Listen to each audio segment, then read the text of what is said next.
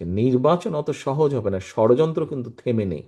আপনারা গুলশান অফিসে অনেকেই এসেছিলেন যখন আমরা আমাদের আহ, যারা মোটামুটিভাবে প্রত্যাশিত প্রার্থী ছিলেন এরকম আমরা যাদেরকে ডেকেছিলাম, সেখানে আমি একটা কথা বলেছিলাম, ষড়যন্ত্র কিন্তু থেমে নেই। গত কয়েকদিনের ঘটনা, গতকালকের ঘটনা, চট্টগ্রামে আমাদের প্রার্থীর উপরে গুলিবর্ষণের ঘটনা, এই সব কিছু নিয়ে কিন্তু প্রমাণিত হচ্ছে যে যা আমি বলছিলাম তা কিন্তু সত্য হচ্ছে আস্তে আস্তে। কাজে আমরা যদি নিজেদের মধ্যে মতপার্থক্য কমিয়ে নিয়ে না আসি, আমরা যদি নিজেরা ঐক্যবদ্ধ না হই, সহকর্মীবৃন্দ, এই দেশ ধ্বংস হয়ে যাবে। কেন ধ্বংস হয়ে যাবে বলছি? প্রতিবার আপনারা খেয়াল করে দেখেন, আপনি বিএনপি বলেন না, facts and figure and history যা বলে, প্রত্যেকবার এই দেশ ধ্বংসের দ্বার প্রান্তে গিয়েছে। প্রত্যেকবার আপনারা, কখনো শহীদ জিয়ার নেতৃত্বে, কখনো দেশনেত্রী খালেদা জিয়ার নেতৃত্বে, বিএনপি আস্তে আস্তে সেই খাদের কিনারা থেকে দেশকে আবার বের করে নিয়ে এসেছে। সহকর্মীবৃন্দ, কেউ মানুক না মানুক, কারো ভালো লাগুক না লাগুক, কিচ্ছু যায় আসে না। আমরা জানি সকল সময় যখনই দেশ সংকটে পড়েছে এবং জনগণ বিএনপির কাঁধে দায়িত্ব দিয়েছে, বিএনপি সর্বোচ্চ দিয়ে চেষ্টা করেছে জনগণের সেই প্রত্যাশা পূরণের জন্য।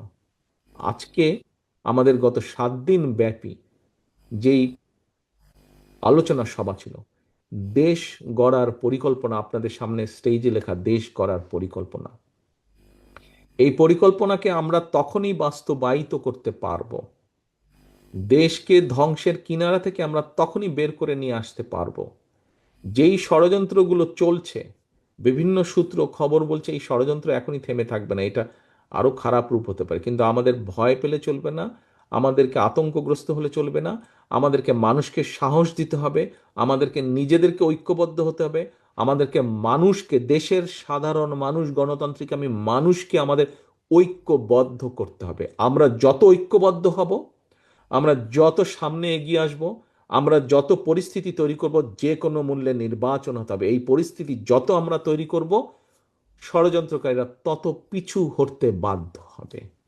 এবং তাদেরকে তাদেরকে পিছু হটানোর ক্ষমতা এবং শক্তি একমাত্র আপনাদের আছে।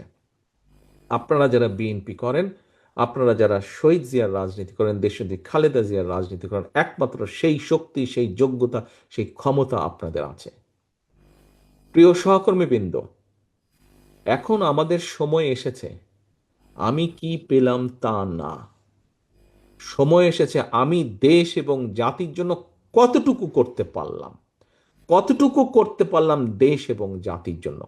আজকে আপনি যদি দেশ এবং জাতির জন্য কিছু করেন, করতে পারেন, আগামী দিনে আপনার সন্তান, আপনার নাতিপুতি, এরা ভালো থাকবে, আপনার ভবিষ্যৎ বংশধর ভালো থাকবে। প্রিয় সহকর্মীরা, আজ সময় এসেছে নিজে কি পেলাম সেটা ভুলে যাবার, কি দিতে পারলাম, কি দিচ্ছি, কি দিব দেশ এবং জাতিকে। যদি দিতে পারি তাহলেই ইনশাল্লাহ আমরা কিছু পাবো, সম্মান পাবো, মর্যাদা পাবো, শান্তি পাবো। আসুন, আমাদের আজকের লক্ষ্য হোক আমাদের এই পরিকল্পনাগুলোর বাস্তবায়ন কাজ শুরু করা।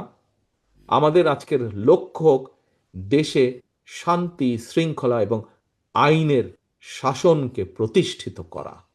প্রিয় সহকর্মীবৃন্দ, রাজনৈতিক সহকর্মী হিসাবে আপনাদের কাছে আমি এটাই প্রত্যাশা করি যে আমাদের পরিকল্পনা যা আপনারা সারাদিন মিলে, নান্নু একটু আমার সাথে কথাটা শোনেন, ঝালকাঠির নান্নু 2 মিনিট পরে নিজে কথা বলেন, আমি শেষ করে দেবো এখনই। আজকে আমাদের পরিকল্পনা হওয়া উচিত, আমাদের সকলের প্রতিজ্ঞা হওয়া উচিত যে কাগজগুলো আপনাদের কাছে আমরা তুলে দিলাম, প্রথমেই আপনারা হাত তুলে বলেছেন, স্বীকার করেছেন, আমি ধরে নিতে চাই, বিশ্বাস করতে চাই, শুধু হাত তোলার জন্য আপনারা হাত তোলেননি, আপনারা বিশ্বাস করেন বলেই আপনাদের বিশ্বাস থেকে আপনারা হাত তুলেছেন যে এই কাজগুলো যদি আমরা শুরু করতে পারি, আমরা ধীরে ধীরে দেশের এবং দেশের মানুষের ভাগ্যের পরিবর্তন করতে পারবো।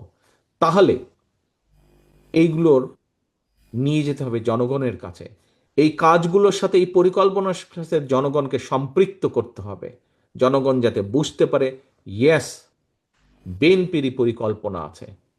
সহকর্মীবৃন্দ, আপনারা তো প্রত্যেকে পলিটিশিয়ান, প্রত্যেকে আপনারা রাজনীতিবিদ এই ঘরে উপস্থিত।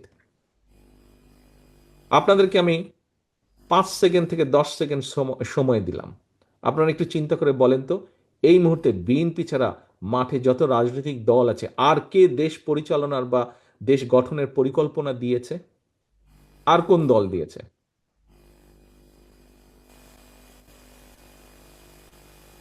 আর কোনো দল দেয়নি।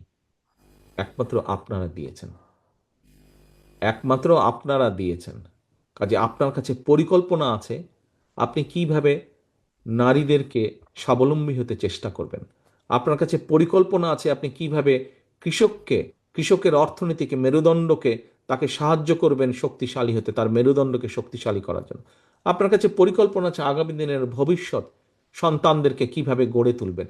আপনার কাছে পরিকল্পনা আছে আগামী দিনের ভবিষ্যৎ প্রজন্ম, তাদেরকে গড়ে তোলার যে কারিগর, প্রাথমিক শিক্ষক, তাদের জন্য আপনি কি করবেন, তাদেরকে কিভাবে ট্রেনিং করে, তাদেরকে ট্রেনিংয়ের মাধ্যমে তাদেরকে সুন্দরভাবে গড়ে তুলবেন যাতে তারা সঠিকভাবে শিক্ষা দিতে পারে।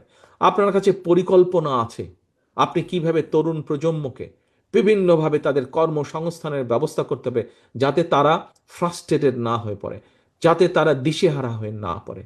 আপনার কাছে পরিকল্পনা আছে আপনি কিভাবে খাল খননের মাধ্যমে নদী খালগুলোতে পানি দিয়ে ভরাট করবেন। আপনার কাছে পরিকল্পনা আছে কিভাবে আপনি পরিবেশকে পরিবর্তন করবেন। আপনার কাছে পরিকল্পনা আছে আপনি আগামী দিনে কিভাবে আমাদের যে তরুণ প্রজন্ম, আমাদের যে ভবিষ্যৎ প্রজন্ম, তাদেরকে আপনারা শুধু লেখাপড়া না, আপনি লেখাপড়া, আর্ট, কালচার, স্পোর্টস সব কিছুতে কীভাবে সুন্দরভাবে তাদেরকে গড়ে তুলবেন। প্রত্যেকটি বিষয়ে আপনাদের কাছে পরিকল্পনা আছে। এবং একটি দায়িত্বশীল রাজনৈতিক দল হিসাবে বিএনপি দেশকে যা অতীতে পরিচালনা করে যেরকম খাদের কিনারা থেকে সরিয়ে নিয়ে এসেছে, বিএনপি আবার সেটা করতে পারবে, কারণ পরিকল্পনা একমাত্র বিএনপির কাছে আছে। এটি দায়িত্বশীল দলের যেই ভূমিকা, সেই ভূমিকা পালন করার, সেই ভূমিকা পালন করার মতন ক্ষমতা, যোগ্যতা একমাত্র বিএনপির আছে। প্রিয় সহকর্মীবৃন্দ, এই আত্মবিশ্বাস কি আছে? আপনারা কি এটা বিশ্বাস করেন যে আপনাদেরই সেই ক্ষমতা আছে? তাহলে নেতৃবৃন্দ আসেন, নেতৃবৃন্দ তাহলে আসেন। ঘরে বসে থাকার আর সময় নেই। সময় আছে ঘরে বসে থাকার? সময় নেই। আপনাকে নিয়ে যেতে হবে, আপনাকে চলে যেতে হবে। সহকর্মীবৃন্দ, আমি জানি এখানে আপনারা অনেকেই উপস্থিত আছেন যারা আপনারা হয়তো মনোনয়ন চেয়েছিলেন, আপনাদেরকে হয়তো আমরা দিতে পারিনি, আপনারই আরেক সহকর্মীকে আমরা দিয়েছি। আপনার কাছে এই মুহূর্তে কোনটি বড়, দল না ব্যক্তি? ব্যক্তির চেয়ে অবশ্যই দল বড়। তার মানে নির্বাচনের যখন বিষয় আসবে আপনাকে দাঁড়াতে হবে আপনার দলের পাশে, আপনার দলের সাথে আপনাকে দাঁড়াতে হবে। এবং নির্বাচন শেষে যখন আপনি জনগণের রায় ইনশাল্লাহ পাবেন, তখন আপনাকে দাঁড়াতে হবে দেশের মানুষের পাশে, তখন আপনাকে দাঁড়াতে হবে দেশের জন্য। কাজে প্রিয় সহকর্মীবৃন্দ, আপনার সামনে অনেক গুরুত্বপূর্ণ এবং পবিত্র দায়িত্ব অপেক্ষা করছে সামনের দিনগুলোতে। আসেন আমরা প্রত্যেকে নিজেকে তৈরি করি জনগণের দেওয়া সেই দায়িত্ব ইনশাল্লাহ যাতে আমরা পূরণ করতে সক্ষম হই, জনগণের প্রত্যাশা পূরণ করতে সক্ষম হই।